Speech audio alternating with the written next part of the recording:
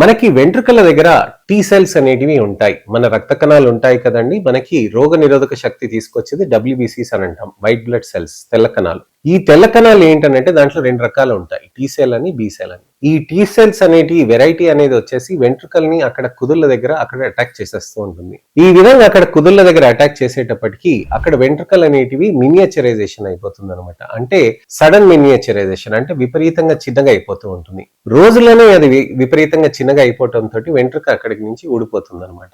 ఇది ఒక లీజన్ లాగా అంటే గుండ్రంగా ఒక చోట మొదలై అది ఇలా నెమ్మదిగా స్ప్రెడ్ అవుతూ ఉంటుంది. అంటే ఒక చోట వచ్చి అది అలా గుండ్రంగా స్ప్రెడ్ అయిపోయేటప్పటికి ప్యాచెస్ కూడా గుండ్రంగా వచ్చేస్తూ ఉంటాయి. వీటినే ఫోకల్ అలపిసి ఏరియాటా అని అంటారు. ఈ ఫోకల్ అలపిసి ఏరియాటా అనేది మనకి ఎక్కడైనా రావచ్చండి. మల్టీ చోట అంటే విపరీతంగా వేరే చోట కూడా వస్తుందని అంటే దాన్ని మల్టీ ఫోకల్ అలపిసి ఏరియాటా అని అంటారనమాట. ఈ మల్టీఫోకల్ అలపిసి ఏరియాటా అనేది విపరీతంగా ప్రతి చోట రావటం తోటి మనకి అక్కడ అన్ని కలిసిపోయి ఒక చోటకి మొత్తంగా అయిపోతూ ఉంటుంది. దాన్ని అలపిసియా టోటాలిస్ అని అంటారనమాట. ఈ అలపిసియా టోటాలిసే కాకుండా ఈ భాగంలో కూడా వచ్చేస్తూ ఉంటుందండి. ఈ భాగంలో వచ్చిందని ఊఫియాసిస్ ప్యాటర్న్ అని అంటారు. కొంతమందికి మొత్తమంతా వస్తుంది కానీ ఈ భాగంలో రాదనమాట. దాని సిసాఫియో ప్యాటర్న్ అని అంటారనమాట.